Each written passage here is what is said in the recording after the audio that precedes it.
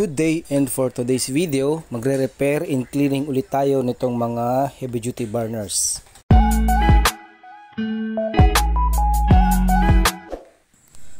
Ang naging problema po nito mga maminser ay nagli-leak dito sa kanyang gas controller. Ang ginawa na lang ni customer ay nilagyan ng paste o yung sabon na panghugas sa plato, which is very effective naman and countermeasure na rin. So ipapakita ko po yun sa inyo yung actual gas leak ng ating mga gas controller.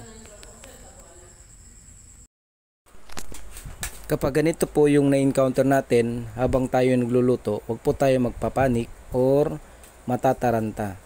Kaya mas mainam kapag naka-encounter tayo ng gas leak sa ating mga kalan or mga stove, i-make sure na natin, unahin na natin i-off yung ating mga valve doon sa tangke. So una po natin gagawin ay i-disconnect yung controller dito sa katawan ng burner. Ito po yung gas controller. So sa ilalim po nitong handle, meron po siyang tornilyo or nut. Ito lang po yung tatanggalin natin. Ito po. So gamit lang po tayo ng tools na open wrench number 10 para matanggal itong gas nut. Kung wala naman pong available na tools na open wrench na number 10, pwede po tayong gumamit ng plies sa pagluluwag or paghihigpit nito. Once na natanggal na po natin yung handle doon sa gas controller, before na lagyan natin ng teflon, lilinisan po muna natin. So ito na po yun, malinis na. Sa paglalagay naman po ng teflon, yung ibabaw, ito po. Sa paglalagay ng teflon, yung ibabaw na parte ng switch ay medyo kakapalan po natin ng paglalagay ng teflon.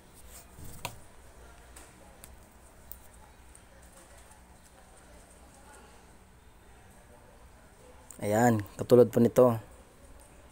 Kasi ito po yung magsisilbing harang doon sa mga maliliit na gas leak, itong teflon. So, yung sa ilalim naman, kaunti lang po yung ilalagay natin na teflon. Yan, katulad po nito. Kaunti lang yung ilalagay natin dito sa ilalim ng handle. Para po magkasya yung nut at yung guide washer ng ating mga switch. Ito po, ganito lang po kaiksi.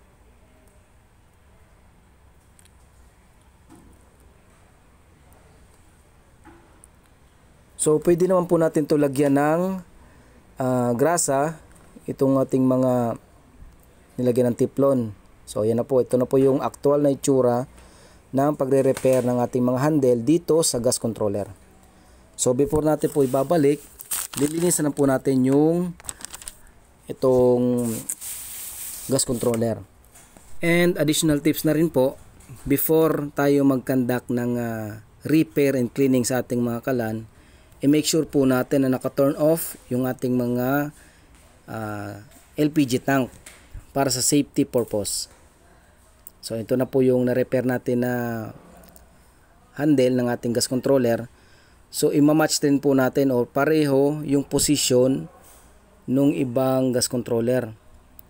So ayan. Same position din po para hindi tayo mahirapan kapag mag-open. At ito po yung nut na naka-install o nakakabit dito sa ilalim ng ating mga gas controller. I-make sure lang po natin na nakalapat siyang mabuti.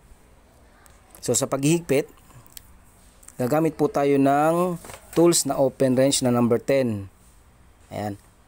If wala naman pong available na ganito mga tools, pwede naman po tayong gumamit ng plies sa paghihigpit.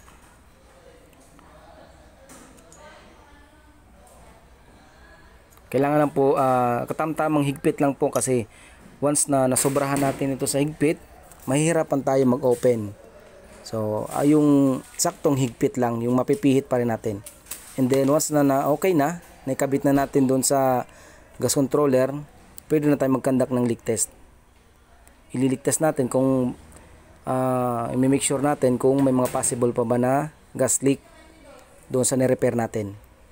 And then pag okay na, pwede na natin ibalik dito sa body ng ating mga heavy duty burners.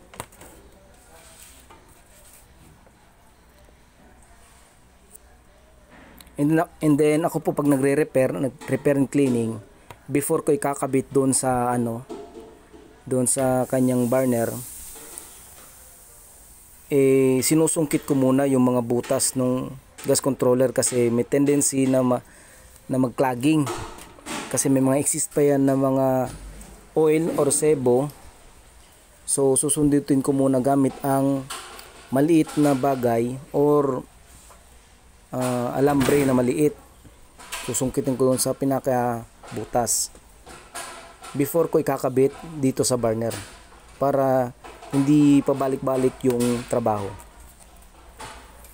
Ayan, itong tornilyo, meron din tornilyo sa ilalim para siya yung susupport sa burner and then sa gas controller.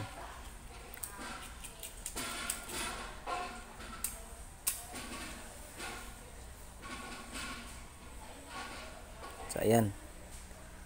So kung napapansin niyo po, yellowish pa yung apoy. Hindi pa natin na babalance yung air and gas mixture nito.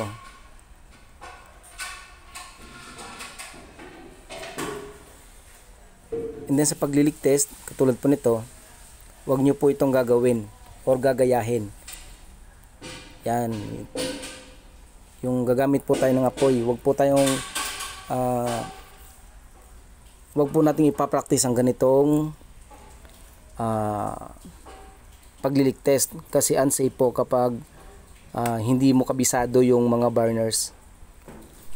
Kaya mas mainam pa rin po ang gamitin natin ay tubig na may sabon sa paglilik test. Yung po pinaka the best na practices kapag tayo magkakandak ng leak test sa ating mga LPG unit katulad ng mga kalan or stove. Pwede rin sa mga gas pipeline. So mas mainam and advisable na gamitin kapag nagli-leak test ay tubig na may sabon.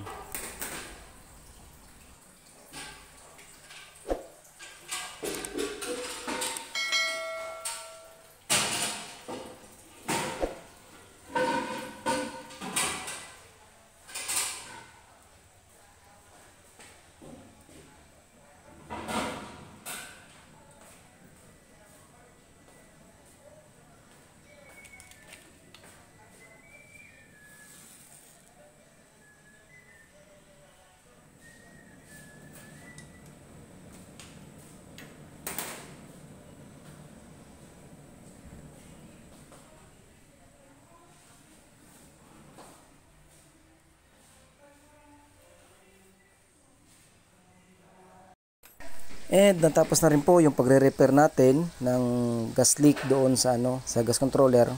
So yan po. Mayroong tiplon sa ibabaw at mayroon din tiplon sa ilalim. So pwede naman po ninyo lagyan yan ng grasa para mas matakpan pa yung maliit na butas dito sa ating controller. Ayan. So ayan po, nalinisan na. So bumalik na siya sa bluey. So meaning, balance na yung air and gas mixture. And then sinabay ko na rin yung pagpipintura sa ating mga gas pipelines.